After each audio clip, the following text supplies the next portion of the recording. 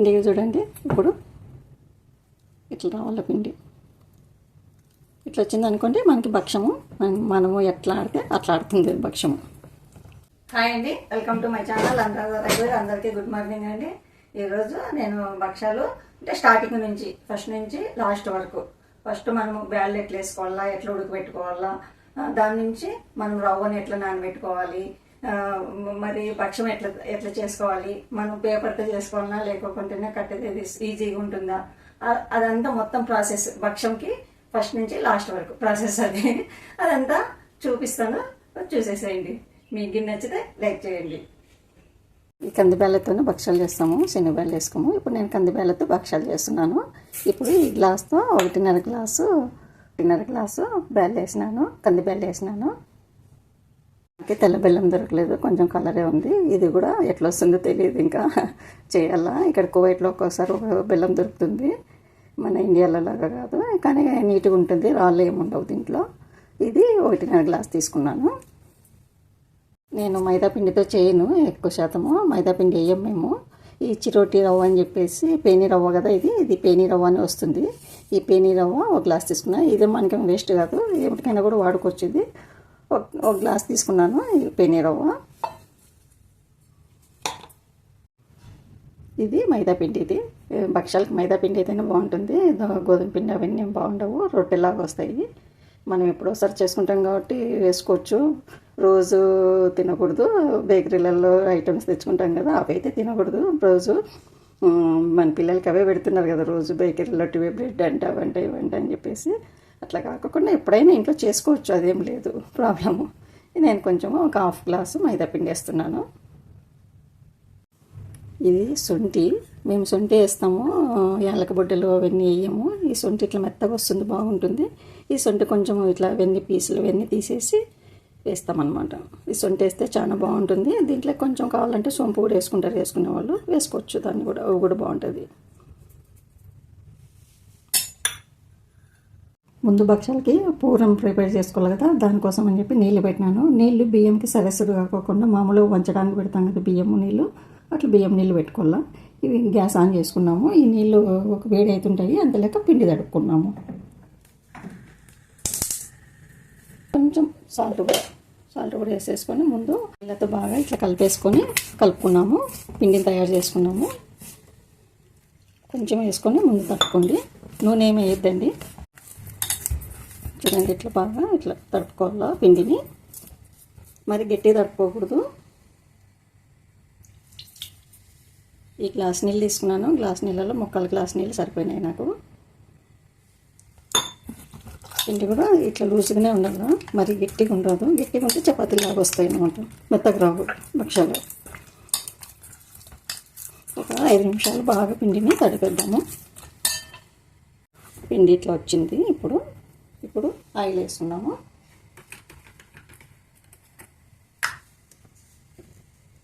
కొంచెం వేసుకోండి.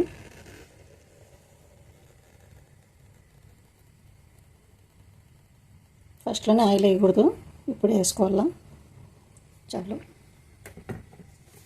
మరోసారి బాగా కలుపుతాము.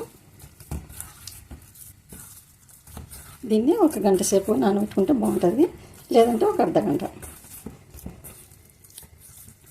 ఇంకా నానబెట్టేద్దాము.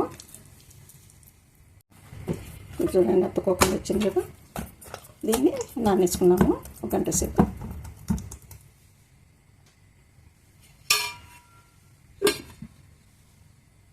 ఉన్నాయి కదా, ఈ బెల్లాన్ని కూడా ముందు ఒకసారి బాగా కడుక్కున్నాము. కడిగి కొంచెం సేపు నానేద్దాము. నానేసినాను. నీళ్ళు పెట్టుకున్నాం కదా, నీళ్ళు ఎసురు వచ్చేసింది. ఇప్పుడు బెల్లం వేసేద్దాం. ఇంకా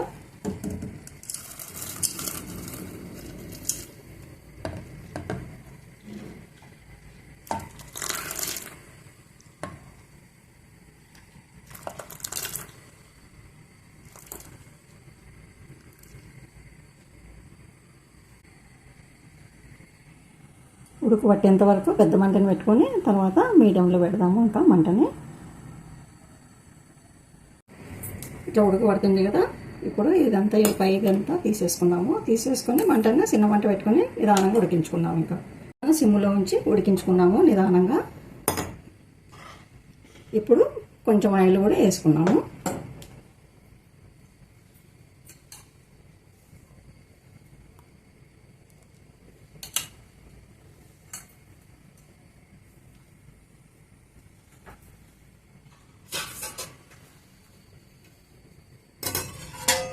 కొంచెం మూత ఇట్లా తెరిచి పెట్టండి. అంత ముచ్చేసినామంటేనే పొంగిపోతాయి. అందుకోసం అని కొంచెం ఇట్లా పెట్టినామంటే పొంగవు. మంటను మాత్రం సిమ్లోనే ఉంచండి. ఇంకా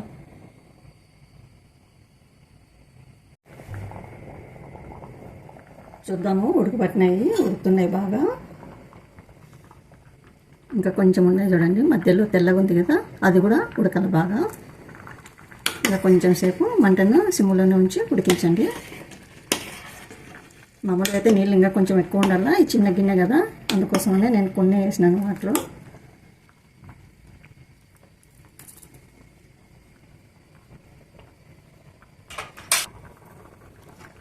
ఉడికిపోయినాయి చూడండి, బ్యాళ్ళు కూడా కొంచెం ఇది అయిపోయినాయి. ఇంకా బంద్ చేద్దాము. బంద్ చేసి వడేసుకున్నాము ఇవి ముందు.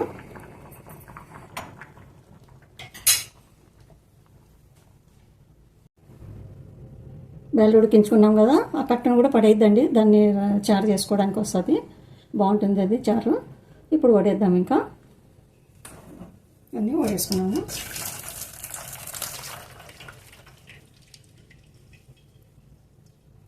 కొంచెం నీళ్ళు కారిపోయేంత వరకు ఇట్లనే ఉంచుదాం. ఇంకా అయింది నీళ్ళు కారడం కూడా.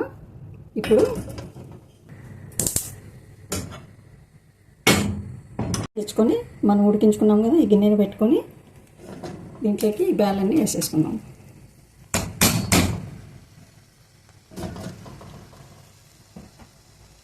దాంతోపాటు బెల్లం కూడా పెట్టుకున్నాం కదా, దంచి పెట్టుకున్నాం కదా, దీన్ని కూడా వేసేసాం.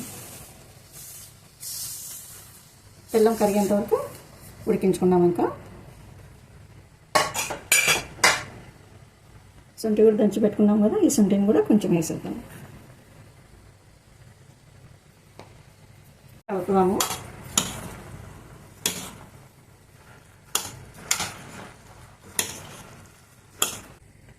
ఈ బ్యాళ్ళు బెల్లం అంతా కొద్దిసేపు ఉడికించుకున్నాము, ఒక 10 నిమిషాలు. ఇట్లా ఉడికించినాం అనుకోండి, పూర్ణము తొందరగా వాసన రాదు. మధ్య మధ్యలో కలుపుకుంటా ఉడికించండి, లేదంటే అడుగంటుతుంది.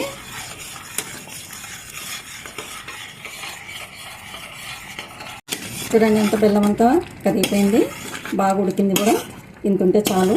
ఇప్పుడు మిక్సీకి వేసుకున్నాము. గ్రైండర్కి వద్దు, గ్రైండర్కి వేసుకుంటే లూజ్ అయిపోతుందంట. మిక్సీకి అయితేనే బాగుంటుంది. ఒక 2 నిమిషాలు మూత పెట్టేసి తర్వాత గ్రైండర్కి వెళ్తాము. ఇంకా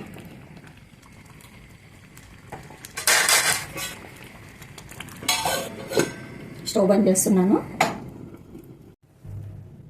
ఇంకా మిక్సీ పెట్టుకున్నాము. పూర్ణాన్ని వేడివేడిగానే ఉన్నప్పుడు వేసేసుకున్నాము. కొంచెం కొంచెం వేసుకున్నాము. చిన్న జార్లో వేద్దాం. ఇంకా ఈ చిన్నది ఉంటుంది కదా జారు, చిన్న జార్లోనే వేసేసుకున్నాము. ఇంకా కొద్దిగా వేసుకోండి.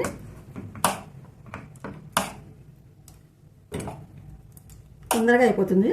వేడిగా ఉంటుంది కదా, ఈ క్యాప్ బాగా పెద్ద ముచ్చేయండి. బాగా పెట్టుకున్నాక ఈ చిన్న రంధ్రం ఉంటుంది కదా, ఈ రంధ్రాన్ని వదిలేసి కొంచెం ఇట్లా పట్టేసుకొని క్లాత్ ఏదన్నా పట్టుకొని ఆన్ చేయండి. ఒకటేసారి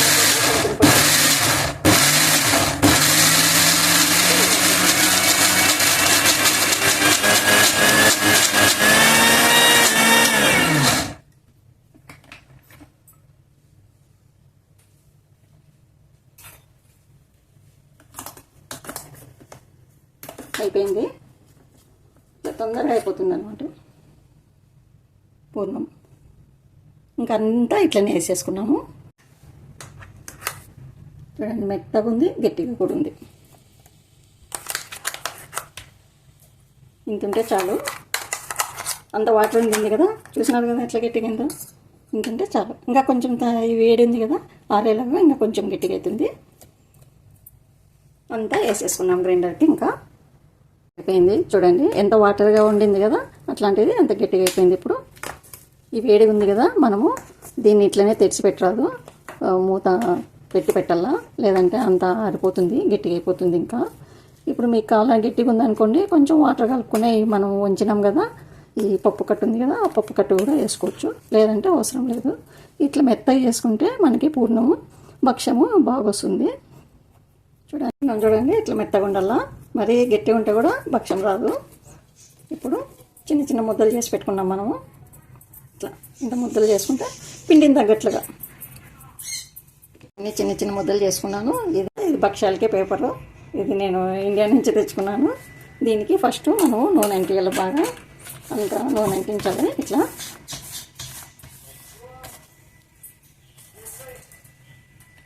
ఇది చూడండి ఇట్లా మెత్తగా నానాలి ఇది పిండి.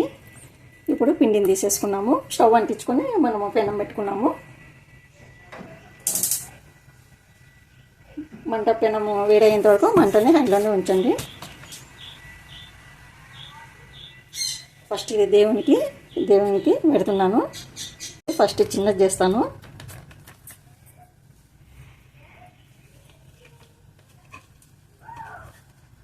పెనం వేడైంది. ఇప్పుడు ఇది చిన్నది చేసి పెట్టుకున్నాం కదా, ఇది వేసేద్దాము. దాంతోపాటు కొంచెం నూనె. ఇప్పుడు దీన్ని తీసుకున్నాం కదా, ఇట్లా ఒక 3 రౌండ్లు, 3 రౌండ్లు తిప్పేసి ఇట్లా పక్కన పెట్టేసేలా. ఇది దేవునికి ఉన్నట్ల, అగ్ని దేవునికి ఉన్నట్ల. ఇప్పుడు ఇంకా భక్ష్యం రెడీ చేసుకున్నాము. ఇప్పుడు ఆయిల్ అంటించినాను కదా, ఇప్పుడు మనము దీనిని ఈ నానబెట్టినాం కదా, ఇది తీసుకోవాలా. తీసుకొని కొంచెం ఆయిల్ అంటించుకొని ఇట్లా వెడల్పు చేయాలి. దీన్ని మనం చేసుకున్నాం కదా ఈ ముద్దని ఇట్లా ఉంచేయాలి. ఉంచి ఇట్లా అంతా ముచ్చేయాలి. అయింది కదా. ఇప్పుడు మరి కొంచెం ఆయిల్ తీసుకోవాలి. ఇట్లా తీసుకొని బాగా అనుకొని దీన్ని ఇట్లా పెట్టేసుకొని ఇట్లా చేత్తో కొంచెం వెడల్పుగా. ఇప్పుడు కొంచెం ఆయిల్ అంటించేసుకొని ఈ పేపర్ ఉంది కదా, ఇట్లా పలచంది ఏదన్నా మనకు కనిపించేటట్లుగా పేపరు ఇట్లా పెట్టేసేయాలి.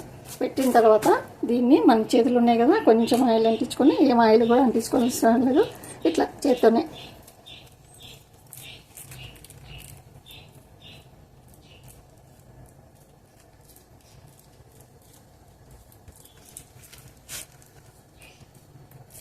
ఇట్లా మీ పిండి ఎంత సైజు కావాలంటే అంత సైజు. ఈ కొనలు మాత్రం మందం లేకోకుండా ఇట్లా పేపర్ని తిప్పుకుంటూ చేసుకోవాలి. ఈ భక్ష్యాలు రాని వాళ్ళకు చపాతీ కర్ర కంటే ఇట్లా పేపర్ వేసుకొని చేసుకుంటేనే బెస్ట్. అయిపోయింది. అంత కరెక్ట్ రౌండ్గా మనం సేపు వచ్చేటట్లుగా కొంచెం ఎక్కడైనా మందం ఉందనుకోండి ఇట్లా అనుకుంటా అంతా చేసేసుకోవాలి. ఇప్పుడు ఈ పేపర్ని పక్కన పెట్టేద్దాం. ఇంకా ఇప్పుడు ఇదంతా అయిపోయింది కదా, ఇప్పుడు మనము కొంచెము ఆయిల్ అంటియాలి. ఇప్పుడు పెనం పైన వేసేద్దాం. ఇంకా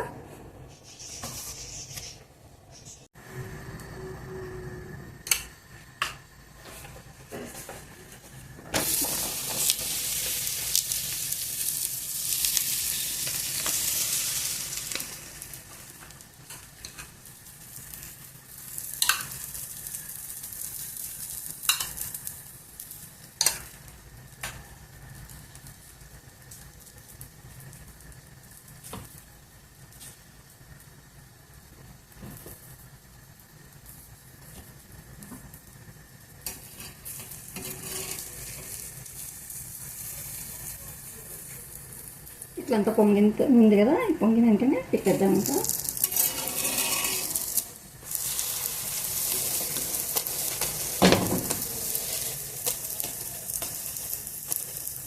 ఈ భక్ష్యాలు చేసేటప్పుడు నెయ్యిని వేసుకోవద్దండి. నూనెతోనే భక్ష్యాలు చేసుకొని తర్వాత తినేటప్పుడు నెయ్యిని వేసుకొని తింటే బాగుంటుంది. ఈ ప్రాసెస్ చూపించడానికి కొంచెం ఎక్కువ టైమే పట్టింది నాకు. మీరు స్కిప్ చేయకోకుండా నిదానంగా చూసి నేర్చుకోండి. పసుపు మాత్రం వేయొద్దండి, మనం ఒరిజినల్ కలర్లోనే ఉండాలి భక్ష్యాలు. మీకు నచ్చినట్లయితే ఒక చిన్న కామెంట్ చేయండి. అయిపోయింది. లైక్ చేయండి, షేర్ చేయండి, సబ్స్క్రైబ్ చేసుకోండి. మరో మంచి రెసిపీతో మీ ముందుంటాను. ఓకేనండి, బాయ్. ఇంకా స్టవ్ బంద్ చేద్దాం ఇంకా.